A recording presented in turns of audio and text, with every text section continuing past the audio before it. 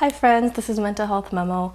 I'm Tsvetty, dish furball here ish cookie, and today we're answering the question, how do I know if I have a mental illness? The memo for today is that you might be really surprised by how complex the answer to that question is.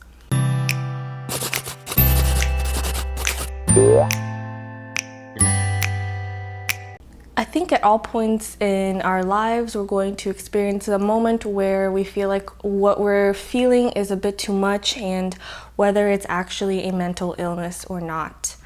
And like I said, this is actually a very complex answer. I know it seems like a straightforward question, but the answer for this is actually very complicated.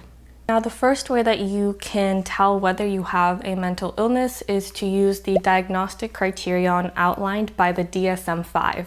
The DSM-5 is kind of like the Bible of Western clinical psychology. In it is every mental illness that has ever been discovered and all of its symptoms, its diagnoses, and also the treatments for these disorders. The book does get updated once in a while, so the newest version is the DSM-5. There's a bunch of other versions before it, and every single time that they update it, they add some mental illnesses, they get rid of others. So like I said, every mental illness that we work with here in Western clinical psychology is outlined in this book, and with it comes criterion that someone has to meet and able to be diagnosed with that specific mental disorder. So one way of establishing if you have a mental illness is to meet with a licensed clinical psychologist or a psychiatrist. Social workers aren't able to diagnose you and doctors aren't able to diagnose you, so you're gonna need either a psychologist or a psychiatrist or some kind of clinical practitioner that is licensed to question you and to diagnose you. So when you meet with this mental health professional, they're going to ask you a bunch of questions that have been developed based on the criterion outlined by the DSM-5. And if you score high in these symptoms, then you are going to get diagnosed with that mental disorder. And now I know that this seems like a very straightforward approach and that it somehow has to be good because it's clinical and scientific, but there are actually a lot of flaws with this. The first problem is that where are you going? Hello? We're filming and you're the star of the show. Where are you going? First problem is that the DSM-5 is actually a little problematic, and no, it's not just because of the gender dysphoria diagnosis that they used to have. So one of its main problems is that there's a lot of comorbidity. Comorbidity basically means the overlapping of similar symptoms between different disorders. And because of this, it can be very tricky to diagnose someone if they have a lot of overlapping symptoms of different disorders. So let me give you a little challenge.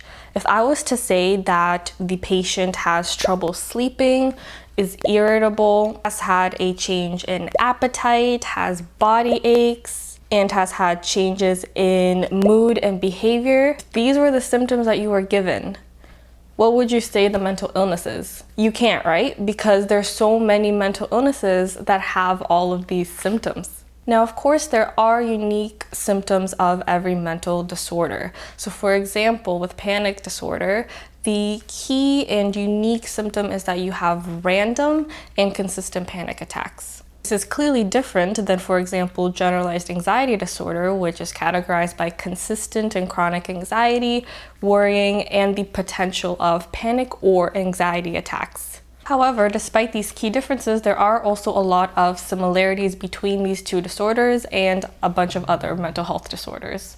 So like I said, this overlapping of symptoms is called comorbidity, and because of comorbidity, a lot of people can get misdiagnosed, or they might have more than one mental illness, even though they kind of technically shouldn't. They should be different enough that you can diagnose someone with one thing or two things, but not as many as people tend to have. So for example, I have every symptom of literally every anxiety disorder. I'm not making this up, y'all. Like I've gone to the DSM-5 and I've looked at every anxiety disorder and I match every single anxiety disorder. So that's like how many anxiety disorders? One person cannot have that many anxiety disorders. I mean, maybe they can, but the thing is there should be more difference between the disorders so I don't end up having to be like, hi, I have ever anxiety disorder in the DSM-5. That's a little weird. This is actually a legit critique of the DSM-5 that a lot of people in the profession talk about, because there are simply too many mental illnesses with not enough differences, and that's kind of problematic. It makes diagnosis very difficult, very overwhelming, and if you misdiagnose, you could end up giving the person the wrong treatment plan, which could be absolutely detrimental, and it could extend their healing and their recovery to a very long time. Not only that, but diagnoses are done by people, by psychologists, psychiatrists, and people are flawed. They are also biased. I know some people are like, no, I'm an objective person. I look at everything objectively. They are lying. You cannot be objective. There's no such thing. People are naturally biased. Even if you're able to kind of put a cap on it and control it, you're still gonna just have biases. It's natural, it's human, we're flawed. So this again makes the diagnosis process very difficult and overwhelming, and it could lead to a misdiagnosis of the person yet again, and again, thus a poor treatment plan.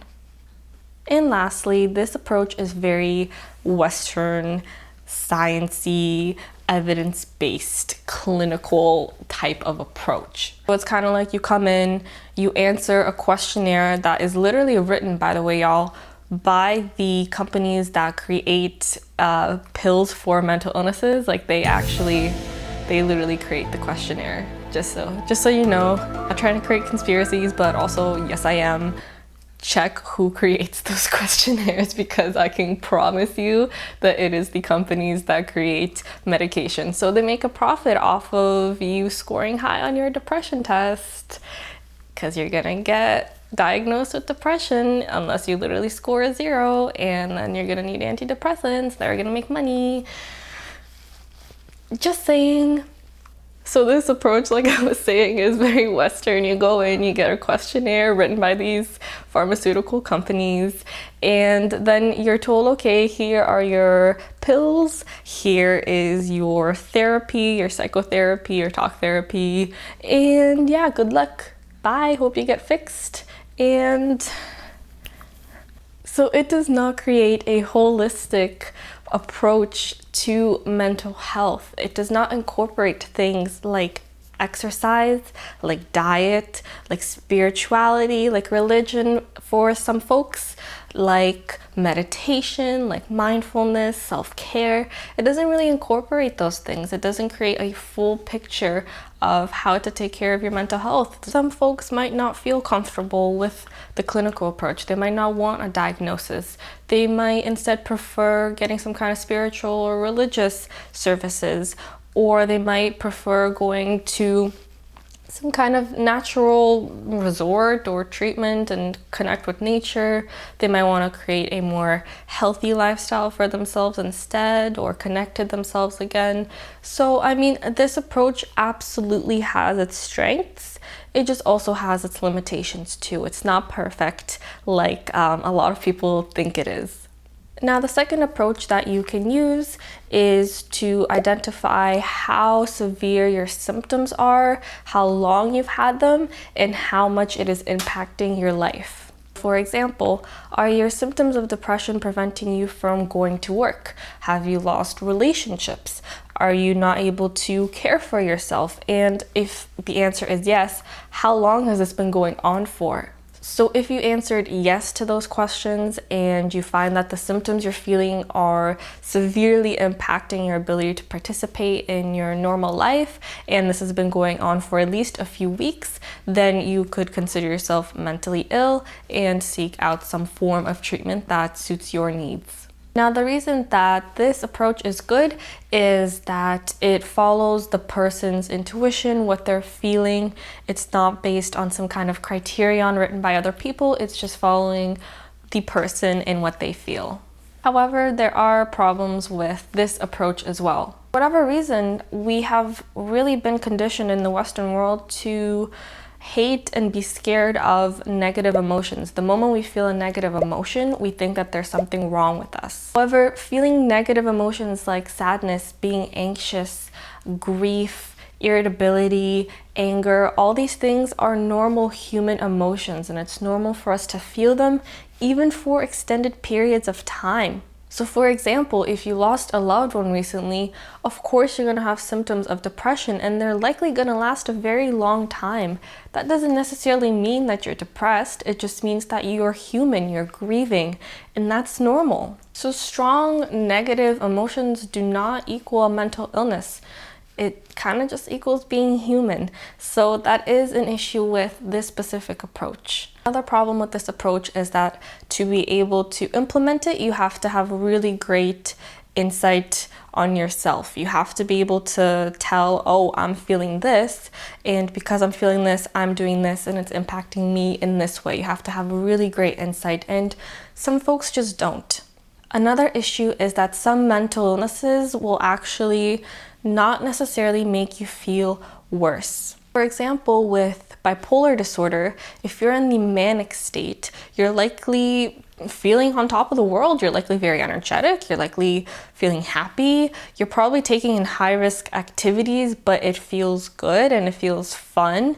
And so for these people, they're not gonna feel like there's something wrong with them. They're like, why would there be something wrong with me? Like, I'm living my best life. So because of that quality of the illness, folks might not be able to tell that there is actually kind of a problem. What might be helpful in this case is to talk to loved ones and people that you consistently interact with and see what they think, and ask them if they have noticed any changes in your mood or behavior, and see if that aligns with what you think has changed in you. Third approach, which is I think kind of the best overall, is to just incorporate everything that I just talked about. Try to connect to yourself and identify what it is that you're feeling. Try and take note of how it impacts you. To solidify those thoughts and those opinions, you can ask those around you to see what they think, if they've noticed anything, and you can take that information and reach out to a doctor. You could talk to your doctor about different treatment options. So if you do like the clinical approach, which is fine, by the way, I'm not bashing any of these approaches.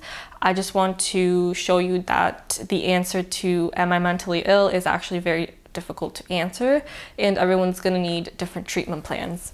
If you do like the clinical approach and that works for you, so the pills, the therapy, that's great. Talk to your doctor and see what services are available to you and get started on your treatment plan. If you feel like you would prefer an alternative way of healing, then also talk to your doctor about that. See what is available. There are a lot of services out there for mental health, and they're actually pretty diverse depending on where you live, so it's important to ask. With this approach, you identify if you're feeling something, and if that is sufficient for you, that's great, and you get the treatment that you need depending on what you would like, whether it's clinical or not. Or maybe you identify these things and you want a clinical diagnosis, and so you go get that clinical diagnosis. This approach is just a little bit more, I feel, appropriate and more flexible, and it just looks at everything a lot more holistically than just okay, you fit this criterion, so you have this and we're gonna do this. Or hey, you're saying that you feel this, so it has to be a mental illness. It's really not how mental illness, especially diagnosis, works. You have to be flexible. Right, so that is it from us. I hope this video was helpful in identifying what you can do to figure out if you are mentally ill, and I hope you realize how complicated it is. So you might not get a clear answer right away, and that's all right. Thank you for watching. If you like this video, please give it a like and subscribe to my channel. I post mental health related content all the time, and just make sure to click the little bell button, otherwise you might miss when I upload. You might not get that notification. If you're watching this in the morning, I hope you have a great day. If you're watching this at night, I hope that you have a restful sleep. And that is it from us. Bye-sies.